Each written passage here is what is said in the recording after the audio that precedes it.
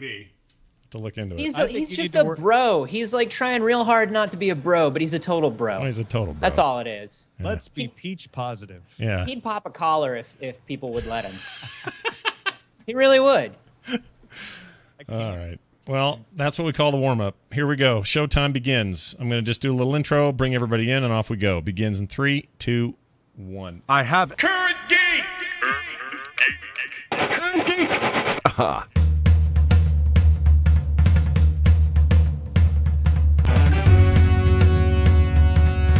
Hello, everybody, and welcome back to Current Geek. This is Current Geek, the weekly proceedings of the meetings of the Frog Pants All-Stars. Geeks of the world and you to keep you current on all things that matter most. I'm Scott Johnson. That was Gavel McLeod, and that is Tom Merritt. Hey, Tom. Hello, Scott Johnson from the other side of 3 weeks of hiatus. We did not get canceled. Yeah, much the soups upstairs cannot keep us down. Rumors be damned. Tom was in Italy. Before that, conventions, and I had things too, and it's been crazy, and we appreciate you guys being so nice. Even though we announced it, a lot of you didn't hear that we were going to be gone for 3 weeks. But we're back. Everything's fine. Tom smells like, I don't know, the Olive Garden or something now. That's fine. Italiano, do I? Well, you're here. Like now you're here. Now you're with family. Gelato and garlic. We have guests for Current Geek. We always do, and today is no different. Join me in welcoming the co-star of WeHaveConcerns.com and many, many other things. Ladies and gentlemen, Mr. Anthony Carboni is on the show. Oh, hey, guys. Hey, man. Thanks for having me. It's good to have you. We've been wanting to actually have you on for a while, and I'm glad it finally worked out. Yeah, me too. So welcome to the program. Also with us, the venerable, the usual, the magnificent, Mr. Justin Robert Young. Hello, Justin. Hello. I'm offended for Anthony that he didn't get star billing for We Have Concerns. It should just be the star. Why does he have to be the co-host? Also, if I could speak up for Justin Robert Young, what was with those superlatives, but then just a usual in the middle? I noticed that too, actually. That was it. What kind of negging game are you trying to pull right off the bat, Scott Johnson? We have become old media, gentlemen. That is what this is. No, it's always good. By the way, you just learned in the first 5 minutes of this podcast why you don't let two bearded cynics from the state of Florida on your show at the same time. You never go full Sunshine State, and this is the reason why. I didn't realize that. No good can come of this. Anthony, bearded cynics from the state of Florida is my Leonard Skinner cover band. Nice. Nicely done, Tom. All right. Well, we're here. We're doing it. We're going to have a show. We're going to talk about fun stuff. So everyone sit back and relax while we dive in. Herbert Hoover, Secretary of Commerce in 1922, finds infant radio facilitates news gathering, as do many others in high public office. Tom, take it away. Bearded Skinner dicks. Hey, thank you, Captain Kipper, for alerting us that 4,000 more DRM-free comics have become available on the Comixology platform. IDW, Fantagraphics, Action Lab Entertainment, bunch more. Joined Image, which was already in the party, and a bunch of other friends. Pretty much everybody but DC and Marvel at this point. The question is, all of the Comixology hate about taking away in-app purchasing on iOS, is it now under the water under the bridge with DRM free? Well, no, because I still can't buy them when I want to. I don't care if there's DRM on them or not. I'm going to buy a thing and I can't buy a thing. It doesn't matter what you're doing with the thing that I can't buy when I want to buy. Just use Android. Well, but what a false construct it is that we can be mad about things and then happy about other things, right? Like, not everything leads to a completely 100% sweeping generalization. It's rad that they have the non-DRM stuff up there for free. It sucks that whatever reason they can't come to terms with Apple on Apple's hardline on the cut that they get for in-app purchases. Like, I'm a busy man, and I only have time for sweeping generalizations in my life. I have somewhere to be in 15 minutes. I have to know what's sweeping in general about this story so I know whether I love or hate it. That's a good point. Also, when you're buying those comics, because you're a guy who needs to sweep and be general, right? The impulse purchase has been taken out of the mix, and if you're that kind of guy already, that's where you're getting screwed, is you can't just buy issue 3 on a whim. I actually said, like I tweeted out the other day, I noticed that I have not bought anything on Comixology in like a month and a half. Oof. And I used to buy new books every week. I stopped. Yeah. You know, oddly, I started buying more when that in-app purchase thing went away because I tried to figure out how it worked, and then I started reading comics on my Nexus 7. It was like, oh, well, this works great, and I've just been reading them on there ever since. Well, those of us who prefer our iOS tablets have been mad since day one, and I'm kind of with Anthony. I haven't bought, I don't think, anything. A couple of Image comics because I wanted to see that DRM free thing in action. And then wow, is the Image stuff DRM free? It has been. It turns out, and it was kind of a false excitement because it turns out Image has been doing this for a really long time. If you went to their website and purchased their comics direct, you were already getting DRM free CBZs, PDFs, and so on. So yeah, so the deal with Comixology was, oh well, now that same DRM free thing can be viewed in Comixology natively or whatever. I mean, I feel like we could solve this tomorrow, right? Like we just launch a competitor that's literally only Comixology, except we make the deal with Apple that, you know, we give away that 15% cut, and as soon as it scares Comixology into just making the same deal, we abandon the company.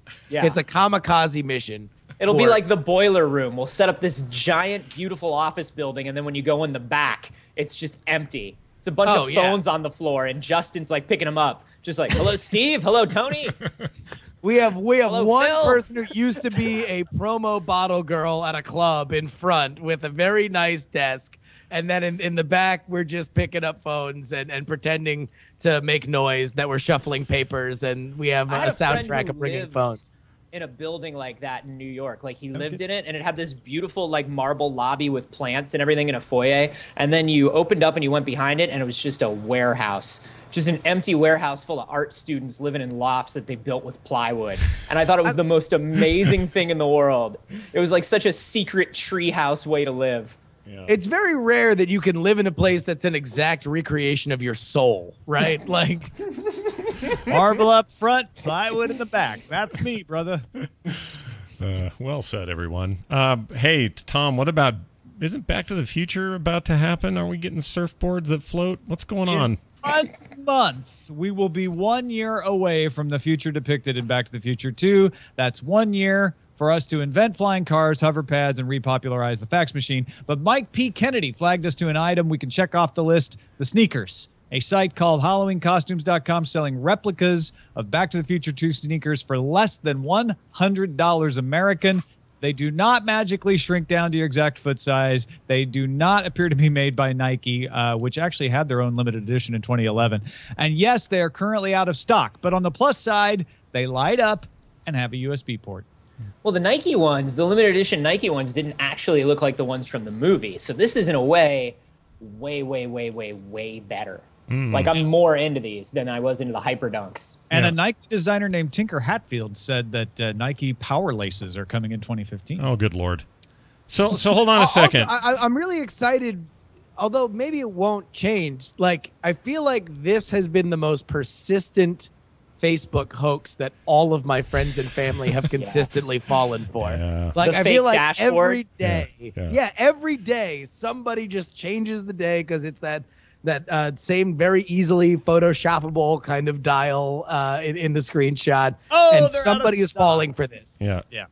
Yeah, I don't know why that is. you? Why is that one? Why do you think, Justin, that one got honed in on so much? You have a theory? It's easy to fake it. You know, you can with fairly rudimentary Photoshop, you can just change the little number thing because it's all right there. So you just color in the other thing and you gray out the other thing, and boom, you can make it any day. And it's been doing that for 5 years. I want to say that somebody finally made a single serving website where you can just put in your own. I would have to Google real quick, but I think there's somebody that just made a site where you put in your own date and it gives you the Back to the Future dashboard. Yeah, it just generates it. Yeah, God, that's perfect. I think that's Can right. I tell you, I tried to, you can't rent a DeLorean for next year, for October. You can't. Like, I looked into it. Nobody who has a DeLorean or normally rents DeLoreans will give you their DeLorean that day. Really? This is the day it's the day they've been waiting for. Oh, that's This is interesting. it. That's interesting because they bought it for that reason. They don't want to lend it out or rent it out. That makes perfect sense. Especially the ones that do. There are a couple guys in California that rent it out. They've completely decked it out to be a replica of the Back to the Future one. And the big difference is one has Mr. Fusion and one doesn't, of the two guys you can rent from. So neither one of those guys will rent it out that entire month. They're just living the dream. All right. Well, Well, we you try think that booking they would Huey just Lewis rent in it the out? news. What's the big deal? You just rent it out, let somebody drive it, take it back in time, give it to the next person. Oh, I Yeah. see. Well, also, you've had it your whole life. share the joy. Yeah, right? You always get to have the time traveling DeLorean. Just take the money. Take the fucking money, man. So you're saying, Anthony, you're saying it's not. What was my time to F-bomb? What was my time to F-bomb? I don't know. Okay, we are totally. Let me give you time to F-bomb 9 minutes. 9 minutes, everybody. 9 minutes. That's better than I thought I'd be. All right. Vegas had the over/under at 9, so the sharp are really taking a beating. How many minutes until Justin's microphone popped out and now we're hearing him on a room mic? That's let's see, 9 minutes. 9 minutes. Yeah. The next big prop. There you go. So wait, hold on, Anthony. You're saying it's not that they've rented it out because everybody knows it's going to be this day. It's that they are just waiting because now they get to enjoy it on the sweetest of days. Yes. And all this. That makes sense. That's not because they're all people that have built it by hand, right? So Sure. They're obviously huge Back to the Future fans. And it makes a lot of sense, and I wish that if I could go back in time, I would make friends with somebody who built one of those. So by the time next year came around, I'd just be able to spend all day in it with them. See, Anthony, you're thinking about it the wrong way. You need to go really? Bill and Ted logic. You need to go Bill and Ted logic and say, I'm going to get into the time machine and go back in time, and my friend is going to be the one, and he's going to leave it in my garage. Remember the trash can. Remember the trash. Thunk.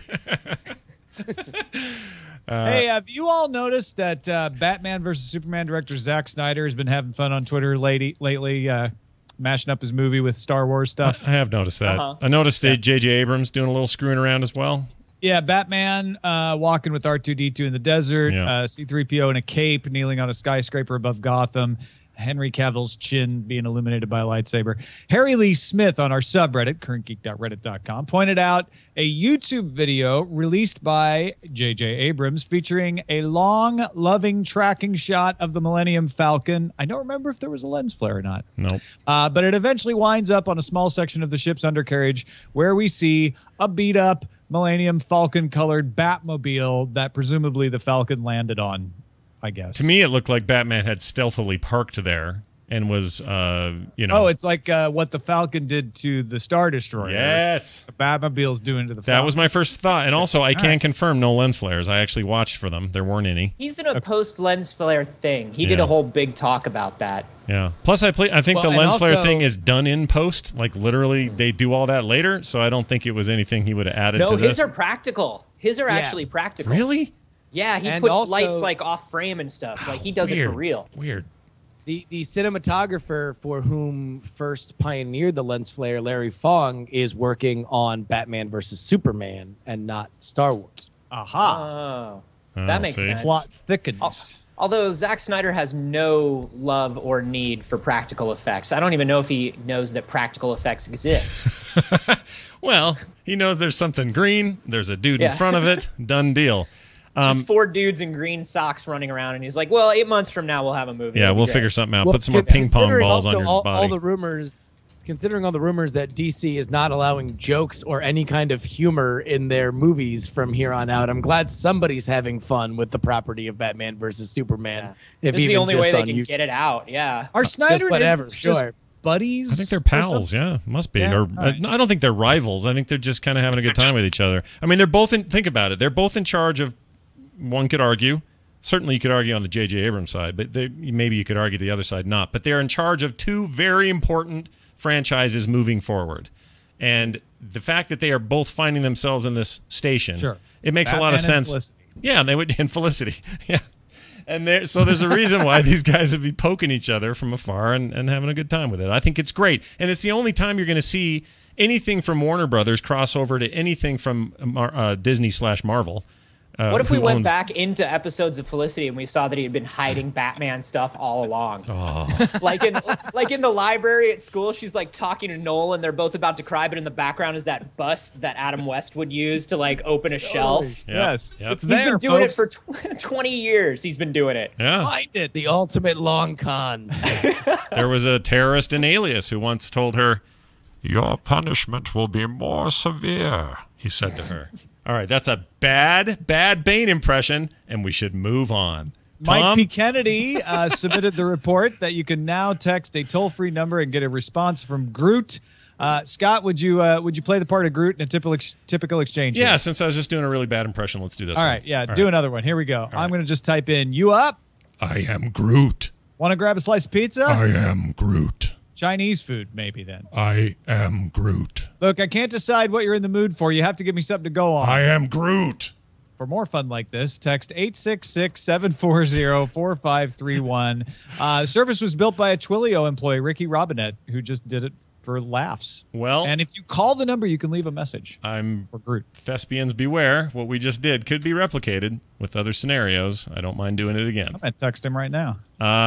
You guys like silly crap like this? When I was a kid, it was like you'd call Santa Claus, right? Or you'd... you know, I don't know what else. You'd call some famous person from some cartoon you're into, and they would pretend like they were talking to you. This feels like just a new version of that. There was, in the back of the Orlando Yellow Pages, what part of Florida are you from, Justin? Fort Lauderdale. Fort Lauderdale. I don't know if you guys had this, but in the Central Florida Yellow Pages, you would go into the back, and they had this weird little number in the back that you could call, and they actually had, like, touch-tone text adventures. And it was clearly just like an employee doing different voices. And there was like a jungle-themed one and a space-themed one and like a horror one. And it would be like, if you want to go down the hallway, press 2. And I would call every week because they would add something different. It was just this weird thing the Florida Yellow Pages did. Man, no, I don't remember those. There were a lot of trivia ones. I remember calling in, and every week they would have new like news quiz trivia that I would always call in for. But I think this is great. It is certainly second to my all-time favorite screw-around phone project, which is Call and Oates, where you're able to just call a number and then just start playing one of 4 Hall & Oates songs, including oh my god, Maneater. Oh, forget They Might Be Giants. That's much better. That's awesome. Yeah, that's so good. That's pretty good. Yeah, Call you can have Oates. Hall & Oates, whatever you want, man. Just go ahead and you feeling down? Go ahead and dial it up, and you're gonna get Maneater right in You your don't ear have to hole. be a rich girl. Make Sarah smile. Oh, Call this number. Tom, that was very referential, sir. Nicely done. Have you seen Urt online? No, but I know this topic is about voxels, and that excites me because back in the day, I was told that was the future of gaming, and it never really happened. So tell me about this. What the hell's this? Yeah, so it's an online RPG. It's voxel-based. Their deal is they're going to build a universe that you can inhabit. Each world is its own server, but you'll be able to move from world to world. So you'll be able to find your friends no matter what server they're on. It's essentially Minecraft meets Warcraft. They're crowdfunding it. Backers get to vote on the feature roadmap. They want to build a persistent voxel universe, and they want people to come live in it. They're also in Guildford, which is where Ford Prefect was from. So I have this memory that the new EverQuest game is somehow sort of voxely based somehow, or something like that going on. Anthony, you have any recollection about that, or have you seen that? Because there's some kind of like destructive environment thing, or some kind of build your own shite and have it all blow up because a player did, and it's permanent in the world or something. And I mean, there's a bunch of persistent destruction in online worlds like that, and there's some voxel stuff that's been coming out lately, like. The biggest one recently was Resogun for PS4. That was all made of voxels. But no, this is the first time I've heard of... And there was like a Minecraft clone, which is kind of what this is on a base level, like with all the crafting and stuff. There was a Minecraft clone that was going to be made out of voxels, and I don't know how far they got with that. What's funny, though, is Guildford is also where the guys who are making No Man's Sky are located, and also where I want to say Media Molecule are. Like a lot of cool stuff going on in Guildford. Yeah, right. And No Man's Sky, I forget what they referred to their tech as, but there's a similar kind of idea happening there with these procedurally generated objects and worlds and landscapes that are using not voxels but something similar. So we are returning to what I mean. I was promised in 1995 or 6 that there was a Cobra game. Cobra something, Black Hawk something, and that game was all voxels all the time, and I was told that was the future, and the future never came. So by gum, I'm into it, man. Yeah, blow stuff up. I'm into it. Blow stuff up, make it look good. Well, listen, this is really interesting, but I want to give you guys some real scoop here. That if you actually go ahead and dial in to 719-26 Oates, Call & Oates is still in operation. Still going?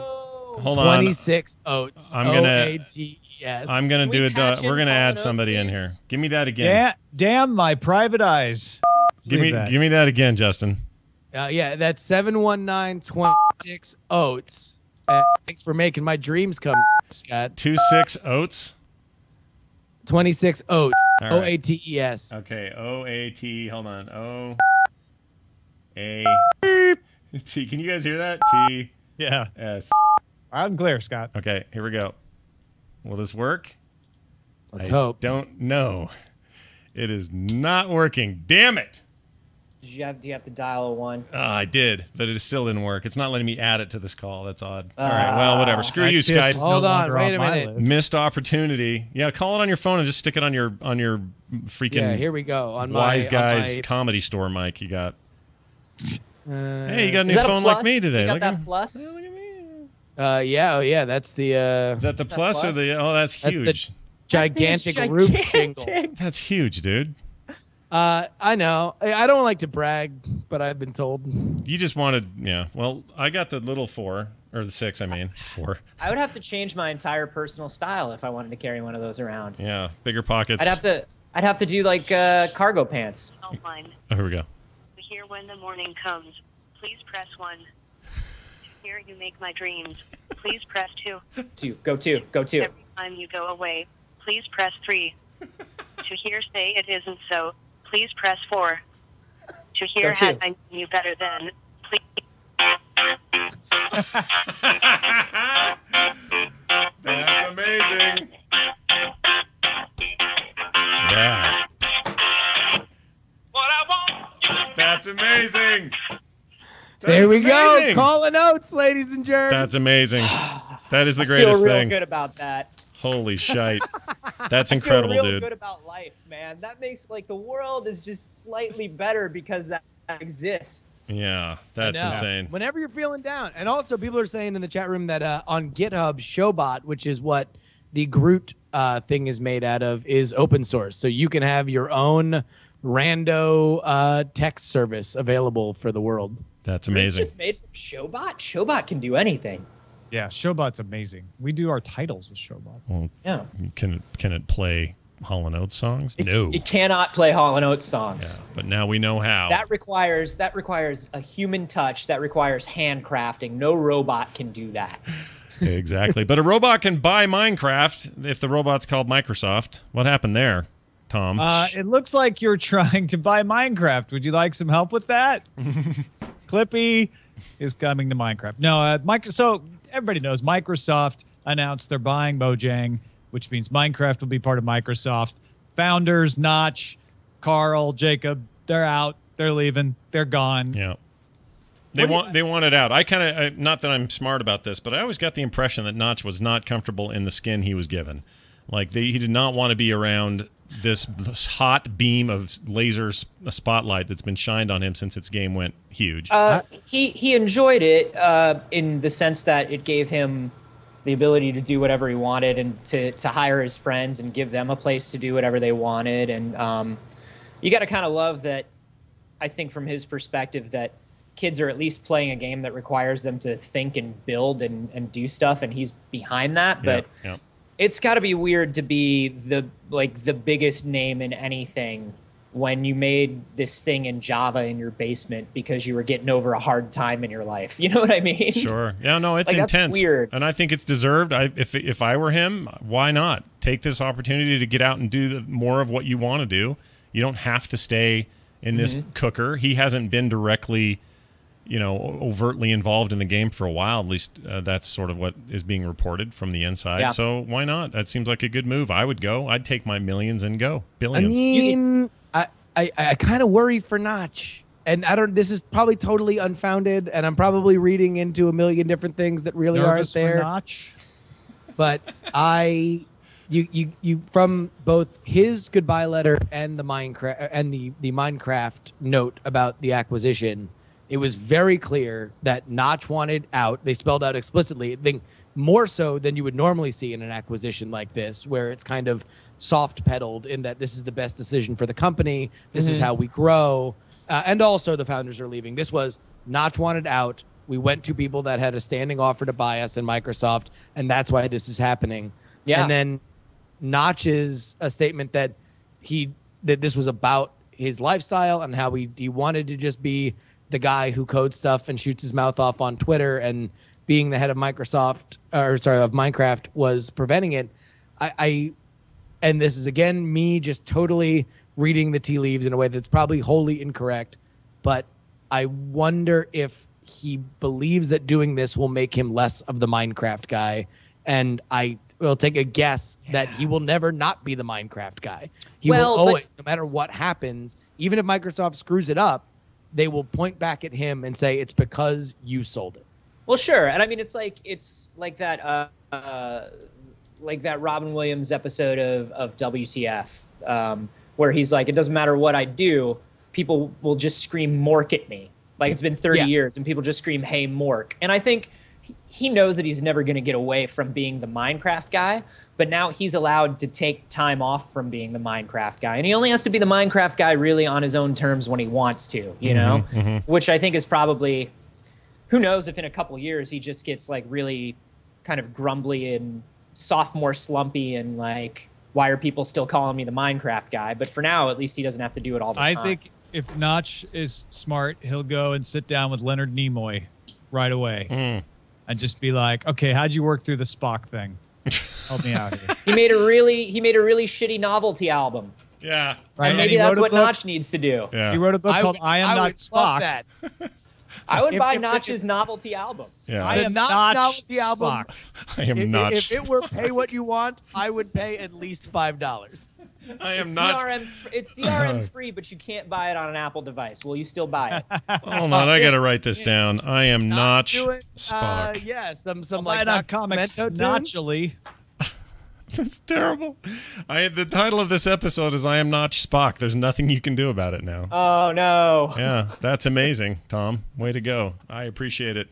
So iPhones, they happen. You're holding that giant tablet over there. We just saw one. The guy who bought the first one in Perth immediately dropped it onto the concrete and it survived. Yeah. So I don't know. Has anybody Which, by the way, is the only way that story's funny. Yeah. Right? The only way that guy dropping his iPhone story is funny is that it survived. Otherwise, it is like really mean if everybody just pointed and laughed at his misfortune and it actually broke and he had to spend another $800. Well, then it's a different story. Then it's a sad story like, oh my God. And then there's that, the trolls will hate him and everybody else feel bad for him. Yeah. But by the way, classic Australian reaction that as soon as misfortune happens, everybody turns around to point and laugh. Yeah, that was pretty good. I kept thinking what should happen there is the news lady should be held to account a little bit. It's not like this guy asked her to rush up on him as the first guy in line and quick show me your thing and all the cameras are on him. If you're the first guy in line, part of it is that people are going to want to talk to you afterwards. Yeah, that's a good point. Don't think he's entirely innocent in this, Scott Johnson. You're that guy for the rest of your life. It's just like Notch and Spock. Yeah. All this guy can do now is write a novelty album. So there's three. There's Notch, Spock, the only way and the guy from Perth. Great. Poor guy. Yeah. Anyway, they did well. I mean, there were tons of people. I have a story that I will save for my morning show because that's where it's more appropriate for how terrible the lines were locally. And I watched a guy auction his brand new 6 Plus 128 gig, and it got upwards to $1,000 from people in the line. Now, what is the supply story right now? Tom, this sounds like a thing that you probably know off the top of your head. If somebody goes in middle of next week to a store, are they having the supply issues they had with like the 5s and the 5Ss? Well, if you read the tea leaves, what we're seeing in the pre-orders is that you can get the 6 shipped within a week, but you can't get the 6 Plus for like a month. So my guess is they've reserved some 6 Pluses to dole out to the stores, but those will always be the ones that sell out first. And I wonder in a month if they'll have 6 Pluses in the stores or not. I know that at least in AT&T stores, they all got one silver 64 gig 6 Plus. Yeah. And so it is extraordinarily limited at this point. Like Brian Brushwood ordered a 6 Plus that is not going to be delivered for a month, but my girlfriend Ashley ordered a regular 6, and that's already at our apartment today. Yeah. So How did you get yours, Justin?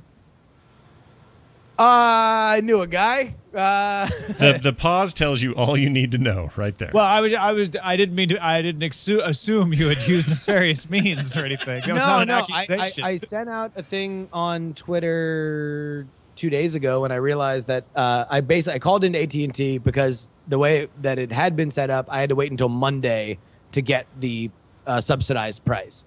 And so I called AT&T when I was on like a 3-hour ride from Cincinnati to Cleveland, and I'm like, hey, what can I do to get this moved up till Friday? And they're like, well, you can buy out your contract, and that'll kind of come out to be cheaper in the long run.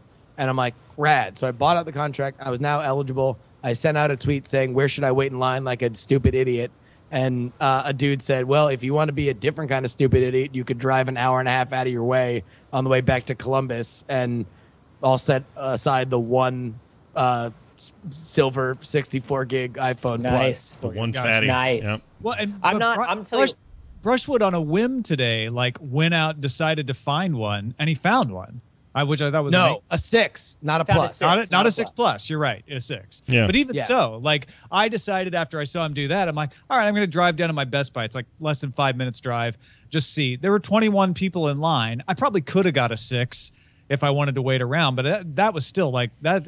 You're talking about an hour wait in line. Well, we had a weird thing at an AT&T store here where it's a long story, but there was a 9-hour wait in a line at an Apple store that occurred. I'll tell more about that on Monday. But anyway, we got phones, but then had to go do all the switcheroo with kids' phones and pass me downs and everything to an AT&T store. That guy said the same thing. We got one shipment this morning. There was one fatty phone in there and then a bunch of others, and we thought we'd be out by noon. They got a second truck, and they don't know why, but a second truck showed up. On that truck, they had 3 6 pluses and a bunch of the others, just regular 6s. And so by the time we got there, had we known that, and it was total luck that they got that shipment, we could have got everything we wanted just by walking in there. So just real weird, random stuff today. I'm not getting anything this time because I've spent a year kicking myself over not getting the white and gold. I feel really, really everything. All my personal electronics are white, and I just love that white and gold. And they won't release a black and gold, which I call like the strip club prom night special. Like that would be my favorite one if they had a black and gold. That's hot. Just like it, just like so it looks like the wet bar in your grandma's living room or something. Yeah. That's it looks what like I the want. steak place I went to at junior prom. Oh, Yeah, man. totally. But I decided I'm not buying anything in a color that I don't want this time. I'm not getting caught up in the hype. Yeah. Yeah, it definitely looks. He has like that blazer of an airport Hilton bartender kind of look to it. Bring it back, man. That sounds good to me. Into it. All right, before we jump in our next segment, Tom, we have a sponsor today, man. I heard from an old friend that actually puts me in mind of Todd Whitehead of Alpha Geek Radio. The old friend is Citrix. Ooh. Go Assist. If you're managing your company's IT support, you don't need me to tell you that is freaking challenging, especially when you have remote, mobile employees. I don't mean remote emotionally, although that's probably true too, but people like all over the world. You have to handle urgent tech support requests. You have to maintain productivity. You have to make sure your network security is not compromised now more than ever. That's why I highly recommend Citrix Go to Assist, the #1 global market leader in remote support. It's easy to use, cloud-based remote support solution allows you and your team to solve problems faster than ever. I've seen Todd Whitehead use this in action to solve Alpha Geek Radio problems. With Go to Assist remote support, you can provide live and unattended support to any computer or mobile device. So you take control of their screen. You can screen share, diagnose, support, fix their problems. Just do it faster. You don't have to sit there going like, okay, what do you see now? And they're like, I see a blinky thing. No, you just take care of it. And use Go to Assist apps to deliver support anytime, anywhere you are. From your iPhone, from your iPad, your Android device. Go to Assist is easy to use. It takes less than a minute to set it up. It saved my relationship with my mother. Did it really? It really did, because our phone calls would always be an hour of her trying to figure out what went wrong on the laptop that I got her. And I finally, like one time I was visiting home, I installed it on her computer, got home, and now our conversations are so much more pleasant because she doesn't try to like sneakily lead up to some tech support question. I'm having a problem with the exploder. No, you're not. No, you're not, and we're not talking about it. Yeah. Whether you're supporting one mother or 10 mothers, or even 1,000 mothers or employees. If you work in Power IT, through these problems like a mother. I want you to try Go to Assist. Sign up today for 30-day free trial. No contract, no credit card. Don't worry about any of that crap. Just visit gotoassist.com. Click on the Try It Free button now. And after your free trial, if you purchase Go to Assist before October 31st, use this promo code. Go to Assist 3030. It's like a football tag. Go to Assist 3030. And you receive 30% off standard monthly rate. We thank Citrix and Go to Assist for their support of Current Geek. America scores and wins. Oh, that sound can only mean one thing, ladies and gentlemen, and it's time for the pop quiz, a very popular portion of this show, something that we like to, as often as we can, spring on our guests, which I think we've done pretty successfully tonight. They don't know what their subjects are until very briefly before the show. They don't have time to study. They can't Google answers. They have to just answer it. And if they get them wrong, they hear this. If they get them right, they hear this. Hopefully they hear a lot more and not much of. And Tom scores the whole thing in a really weird and kind of haphazard way. It's a very systematic and rule-oriented way, Scott. Oh, well, if by that you mean weird and hard to understand, then I agree completely, 100%. But it's hard to understand because of the complexity of it. I see where we're going with this. Well, let's jive right in. And when I say jive, I mean dive. Let's start with our good buddy. I speak dive. Let's start with Anthony Carboni. My man. Oh my gosh, I want that movie now. Anthony, I'm going to ask you indie gaming questions, all right? Indie gaming is your topic. And if I could pull it up, that'd be great. Why aren't they opening? Wonderful. Oh, there we go. Justin and I should do each other's quizzes. We have thought about doing that before. I have this feeling that we would both do really poorly. Well, Tag team. You'd be surprised. Here's your first question. What year was Braid released? Oh, was that 2008? You would be correct. Nicely done. Xbox 360. You lose a half point for answering a question with a question. Valid. See, Fair. I told you. There it is. I don't think that was more of a period ellipses than it was a question mark. Listen, fancy boy over there. Don't argue with the judge. You'll get us in a trouble. half point in advance Yeah. for questioning the punctuation of Anthony's Yeah, state. don't forget that. All right, very well done. By the way, that was Live Arcade, their first summer of arcade that year. Next up, how many years was Fez in development before being released? 4. You are incorrect. 5 years was the correct answer. 5 years, ladies and gentlemen. I'm going to give him a tenth of a point for being close. How long of that time was Phil Fish angry about something? And the answer is all of it. All right. Next one. Who is the designer/developer of Antichamber? Oh, it's Chris Bruce or Alexander Bruce. You are correct. Good correction there. It's Alexander is correct. It is either one of those, so you get a full point. Oh, wow. Is it? I don't know. Is it? In what year does the indie game Gone Home take place? Oh, man. Is it 1996? It is 1995. 1995. So close, though. 0.1 point for being one off. Yeah, nice. See, you're making up for that other weird thing that Tom did for who knows why. Next question. How many traits are there in the game Rogue Legacy? One of my favorite games of all time. How many traits? Traits. I know, this is a hard one. Dyslexia, colorblindness, 2D, gigantism, dwarfism, flatulence, coprolalia. I'm gonna say that there are 10 overall, and I'm forgetting 3. I'm kind of blown away by the ones you've remembered. So you Fear of chicken, maybe 11. Well, I'm sorry, 10. I'm gonna go with 10. 10. All right, let's find out. Is it 10? Nope, it's 31. 31. I've never seen 31 traits. I'm impressed with That's how many you amazing. got. Why do I get the same 10 over? You get 0.3. You get a third of a point for naming a third of them. Yeah. So there- And a Baskin Robbins gift certificate. Nice. Next up, this is your third of your. Well, this is 1/3 of your final questions. No, this is the final 3. Here you go. What fictional country does Papers, Please take place in? Oh, Arid-Statska. You are correct. Nicely done. All glory to Arid-Statska. I know, right? That game is so good. Second to last question. What company is responsible for Don't Starve? Oh, that's Clay Entertainment. You are correct. Nicely done. Love those guys. CLEI, by the way, everybody. Spelled that way. Final question. Who designed/developed the Stanley Parable? And that's Davey Reedon. You are correct. Nicely done. Jeez, nailing it, man. Man, waxing and milking. I knew it was a strong category for him, but I didn't know how strong. Justin. How well do people usually do? Can I have a yardstick? Not that well. Horrifyingly. No, it's normally like the Marquis de Sade, where like you brought on a show called Current Geek, and then they give you geeky questions about something you're supposed to be an expert in, and you're just embarrassed publicly in front of everybody. What is the runtime error that give it? Yeah. Yeah, it's usually real bad, and you did real good. So I'm kind of impressed, Justin. No pressure. You got this. Yours are pro wrestling questions. I know you're a fan, so I think you got this.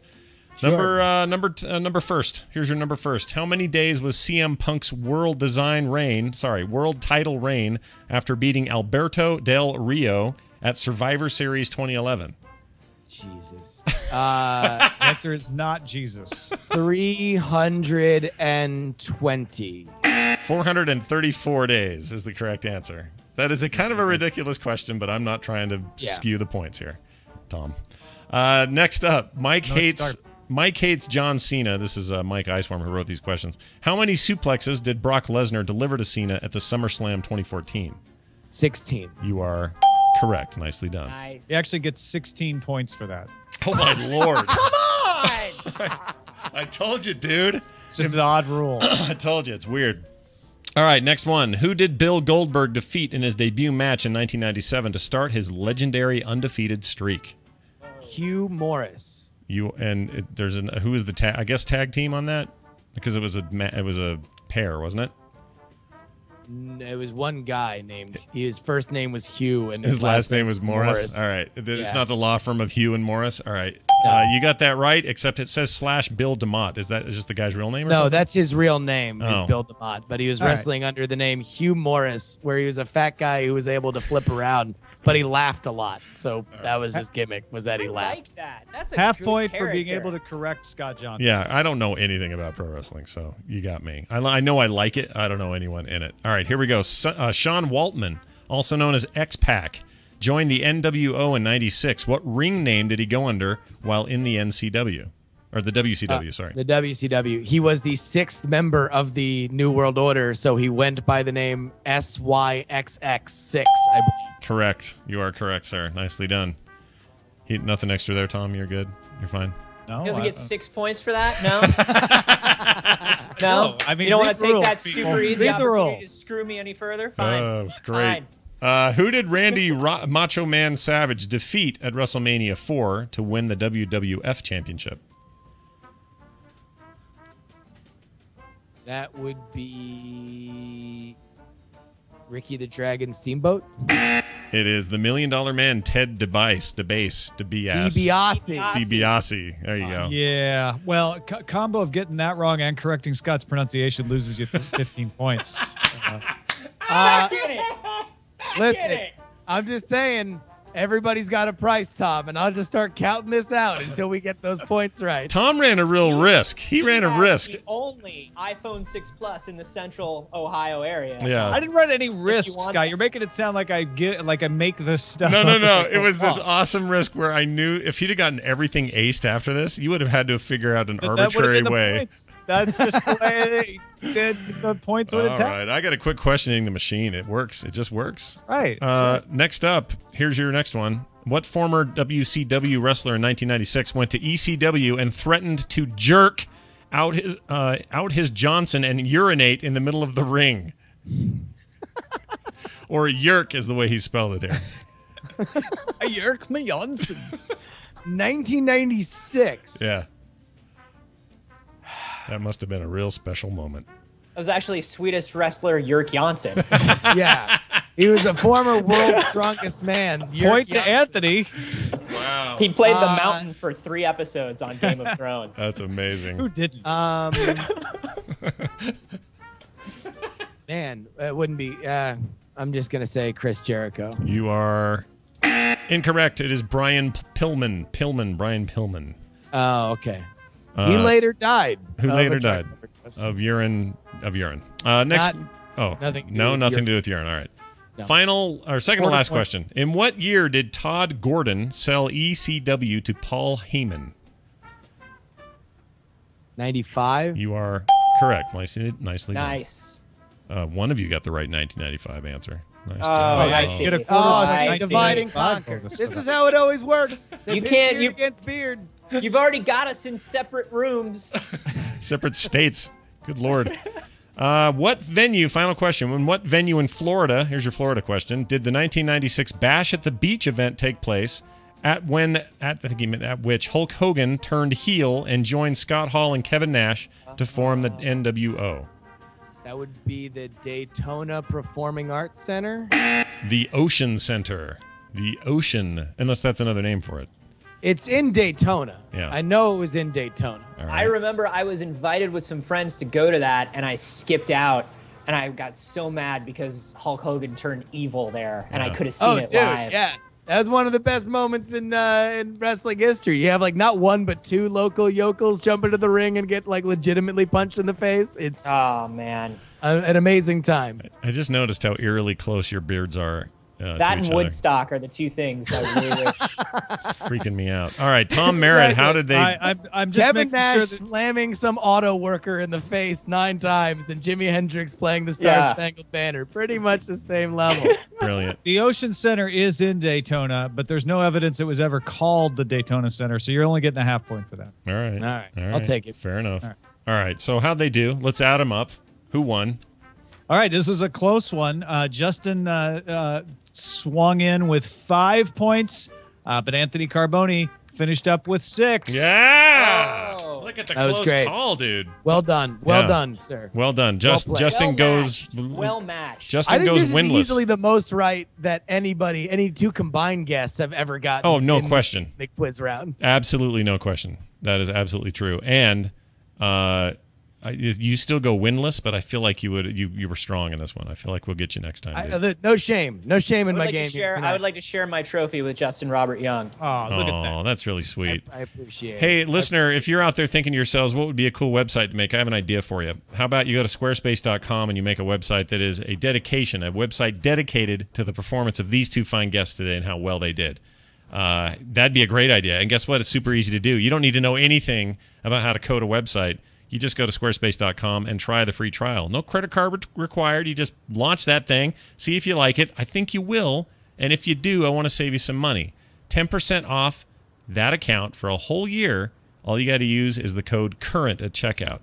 That's at squarespace.com, where all the templates in the world await you. You got responsive designs, amazing template designs. I think that's where they're strongest. I love that stuff. And they're constantly updating the platform to give you more tools and less headache. That's at squarespace.com and the code CURRENT. The future promises even more startling things to come. This used to be a show. It is now a segment, and it's called Forecast. And it's where we try to predict the future. And we usually try to do it in nerdy ways. Tom, you came up with this one. You want to do the honors? Sure. This is more of a, like, I submit to you this prediction. What do you think? Private space flight within the next 20 years, let's say, will explode and actually beat not only NASA, but any governmental agency to Mars. Huh. Thoughts? Well, I think it will be. I think the first mission to Mars will most likely be a private corporation with a NASA subsidy. I think it'll probably be something like Boeing or SpaceX, like one of these guys that they've already announced contracts with.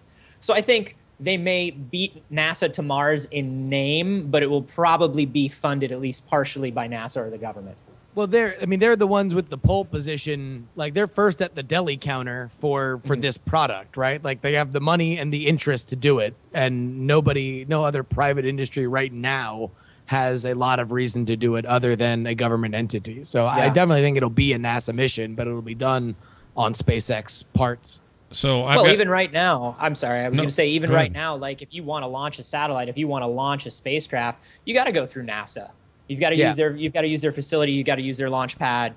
Like there's no way to not have NASA involved. And I think total deregulation of space travel and space exploration will happen way after we get to Mars. Yeah. Now, there's one way that it doesn't happen like that, and that's if Elon Musk decides to pull the ultimate I'm going to buy a Ferrari in my mid-40s move and just says, you want to know what? That's fine, NASA. We'll contract with you forever, but the first one's for old Big E. He Like, goes I'm taking like this thing Hulk Hogan by at the Ocean myself. Center. Yeah. He pulls a Hulk Hogan at the Ocean Center and goes, "This rocket's for me," and launches it Exactly. off of his own The house. me tell you Utopia something, Planitia brother. Center. NASA, I'm sick of doing your dirty work. I'm about to take this big time.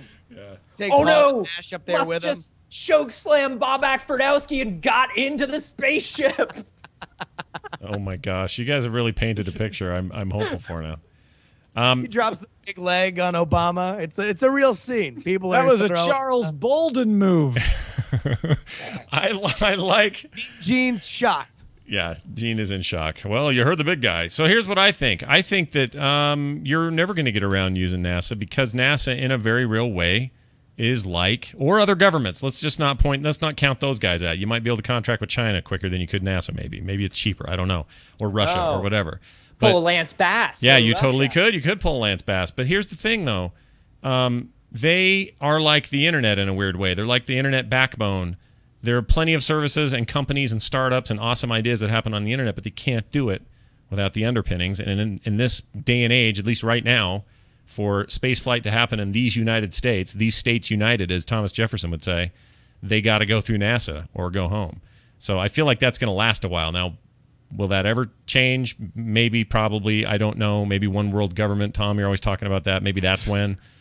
I say that. What Illuminati stuff are you into, Mary? Just turned me into a world firster. No, I didn't mean that. Like you have some creative ideas about such things. I should put it that way. I think what's likely to happen, and I don't know what the actual term would be, is that NASA becomes the FAA of space, right? Because you don't need NASA to launch things into space. You could build, I mean, if you have enough money, you can build your own space flight. You can hire the people to do it. SpaceX, Spaceship One, Blue Origin, all these people are showing that. But what NASA has is like, here's how to do it with, coordination and making sure it's going up at the right time. And we have some benefits of working with us because we have experience in this. But I think that's where it goes, is NASA becomes the coordination agency. That's like, okay, yeah, you're clear. They're the flight tower, so to speak. Well, one can only wait and tell, ladies and gentlemen. We have an email, though. We get these each week, and I'm going to read it. It's from Doug in Denver. He's going to close us out, Doug is. He says this: "Hey, guys, just thought I would point out that the Haunted Mansion was not permanently converted into the Nightmare Before Christmas thing that we talked about in a previous episode. It is changed right before, or was changed right before Halloween, and then changed back to the classic Haunted Mansion after Christmas every year. I don't see why they can't do that every year with Star Wars in Tomorrowland, for example. I would be surprised if they wait until the fills. I don't know what he means by that. The fills are out. Films. I think it's a typo. Films. Okay. To do something huge with Star Wars in parks, they generally use parks to promote films rather than use the films to promote the parks. Love the show, Doug from Denver." It's a really good point. We talked about how, now that Disney owns Star Wars, when are we going to get just this huge Star Wars end of the park? Are they just going to take Tomorrowland and convert it? And he makes a good point. If it's worth the money, if they can just kind of retrofit stuff like Space Mountain or something else. I don't know. That feels half-assed, though, to me. Yeah.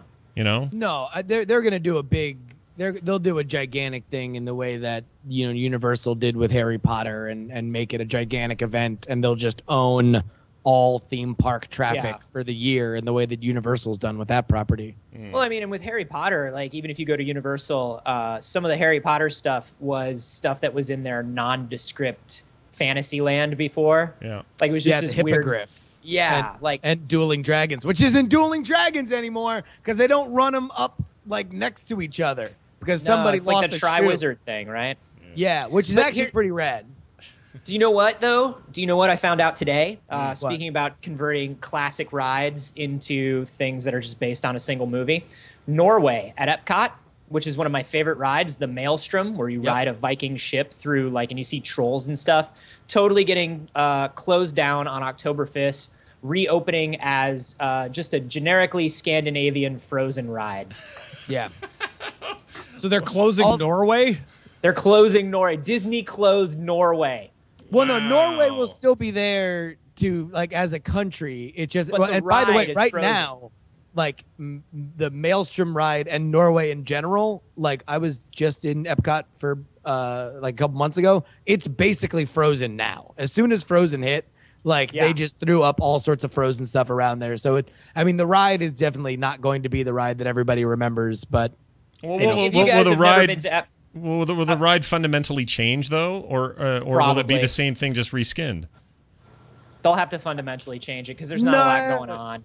It's when's the last time you've been on the Maelstrom? I've been on the Maelstrom quite a few times in my life, Justin Robert Young. There's a wizardy part at the top, which is great, and then you go backwards and you go past all the trolls and everything. You could put a lot of frozen stuff in the front. This is a lot of Central Florida kid inside baseball bullshit. Go. Listen, we're diving deep. We're doing a deep dive. You could put a lot of Frozen themed stuff in that. You can front load it in the first half of that ride. Yeah. Have an evil thing. Have Elsa's like evil moment in the sun at the top where the wizard turns you backwards. Yeah. And then kind of like as you right the ship, you could have like happy Frozen characters saving you. But they're going to redo the whole thing. They're going to redo the whole thing. They will. I mean, I guess my point is that it hasn't exactly aged particularly gracefully. Like if you have no childhood love for it. And also, what everybody needs to remember is that, number one, if you grow up in Florida, and I'm sure it was more even so for growing up in Central Florida than South Florida, you go to Disney every year as a school trip. That's just a thing that happens. And the cheapest park for the schools is Epcot because for kids, in generally, it sucks. And there's only two. It's educational, theoretically. Yeah. There's only two, like, any kind of, like, rides in the way that you would do Magic Kingdom, and that's one of them. I was one of the nerdiest kids in the world. I loved Epcot. Epcot was my favorite. One of the highlights of Epcot is you go around, like, these country pavilions, and the rides are kind of sucky, and most of the countries don't have rides. They just have movies. But I just liked meeting people from other countries because everybody who works at the pavilion is actually like a kid who's brought in from another country. And actually, like, there's a Twitter account that I follow, Epcot Center, R-E instead of E-R, that basically is like runs a Twitter account the way Floridians think about Epcot and the way people who visit it think about Epcot. So it's like, we got a soda machine here at Epcot. It's pretty good. Please don't stick gum in the quarter slot. And that's the Epcot. Like, that's it. That's an amazing follow. I need to follow that immediately. It's so good. You should follow it. It's like Epcot is the saddest little office in the world, and it's the best Twitter account.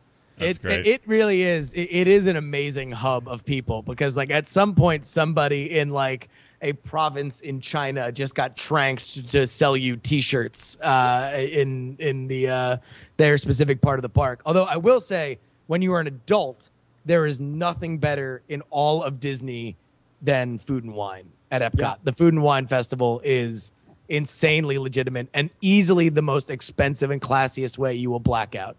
Yep.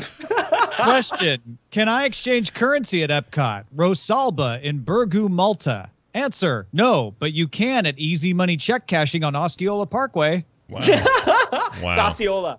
Osceola. My apologies. But there's so many good. Oh man, it's football season. Most of us at Epcot are Buccaneers, Jaguars, or Dolphins fan, but some prefer soccer, chess, or reading the Bible. I feel like they're getting a taste of Florida that we didn't bank on. This is awesome. Yeah.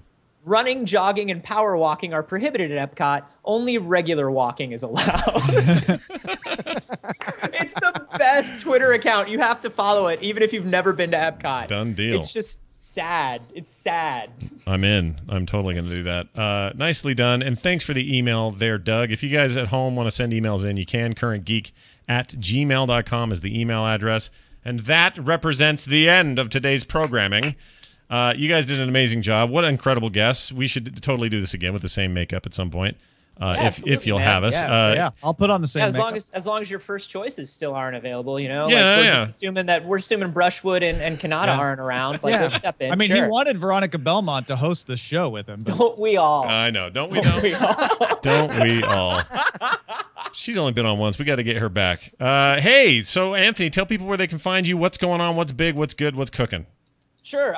We Have Concerns is 3 times a week, Monday, Wednesday, Friday. It's wehaveconcerns.com, and that's super good. And then stuff on my YouTube channel, that's youtube.com/acarboni. Nice. Go check that out, everybody. Justin Robert Young, where can people find What's Up With You? Let me go ahead and co-sign for We Have Concerns. That has become one of my favorite Stitcher listens, especially like the 3-day-a-week thing is smart. It's way smarter than anything I've done where I just talk for an hour. Like you guys just talk for an hour and split it into 3 things, and it seems like you guys are insanely prodigious. Yeah. But yeah, no, Night Attack, nightattack.tv, all the live stuff there on diamondclub.tv. If you want to just see me or Brian or Tom live, that's usually the place to go. And then the One Mic Show Jury is now regular every single week on Sundays. We record, and you can get it on Stitcher and iTunes. Don't forget to catch Jury most Tuesdays on the morning stream as well. And we love having them on there. Yeah, you're always our first choice on that show. Yes. No, definitely. You hear that, Bill Duran? Yeah, you got that, buddy. Take that. Tom Merritt. Anything else we would like to discuss before we close shop here? I'm just sitting here checking out my Patreon contributions to patreon.com/nightattack and patreon.com/wehaveconcerns. Yeah. And if yours are not at least as big as mine, then you need to go fix that. So go do that. Yeah, do that.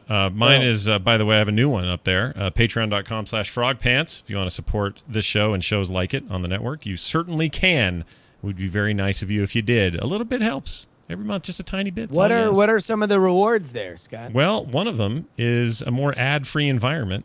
Another one is an entirely new, dedicated show for Patreon supporters only. And yet a third is a brand new show about TV and movies, which I really don't have on the network, and would develop something pretty rad if that was unlocked. So there's lots of stuff like that. Oh, I should plug this, because now that we actually have the right stuff on the Frog Pants Network, on the website, me and Ashley do a Doctor Who recap show called Who's the Boss? And you can find that. No one else has used it, Anthony. It's a brand new name. You've never heard it. I love it. It's pretty brilliant. We all agree. That's up there now. Frogpants.com/podcast is where you can find it. It's also everywhere. That's another one where it's actually happening every week. It's amazing how much more you get done when you just have a studio with mics set up, and you don't have to set up mics every time. Yep. It is. I highly recommend it. Move out of one room of your house, no matter what you're doing, and just make it a studio. You will make 7 times the content. Yeah. People, you have $3, right? Take one of those dollars, give it to We Have Concerns, one to Night Attack, and one to Frog Pants. You will feel better about yourselves. Yeah. Get some of this rad content for super cheap, man. That's the way we roll. And we want you to be our boss. That's how I look at it.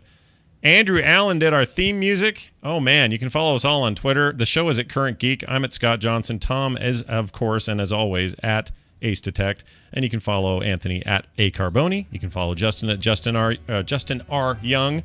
And you can find us at currentgeek.com. Currentgeek.reddit.com is our Reddit. And currentgeek@gmail.com is our email. That's going to do it for us. We'll see you guys next week.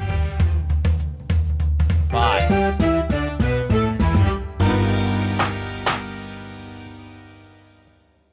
Court is adjourned, sir. Well done, everybody. You guys were awesome. Yeah, it was fun. Yeah. That was good. Great mix. That flew by, man. I thought that was. I was like, man, it seems short. Yeah, well, we keep it as an hour, but full hour. Yeah, hour 2 minutes, in fact. But no, you guys are like tailor-made for this thing, so don't be afraid if I ever call you again and say, hey, you want to be on again? You guys amenable to this idea? You be all right with that? I will not. Yeah, I won't, sure. I won't shy away. All right. Good. So an hour and 2 minutes means there's 2 minutes in there somewhere that's bullshit, and I'm not gonna be able to let go of that all day. I think I'll get it in post. Don't worry. I'll track that down. But there are people that saw it live, and now they're just gonna be like, yeah, it was great, but there was that 2 minutes that was just bullshit. It was terrible. Yeah. That whole thing about Florida.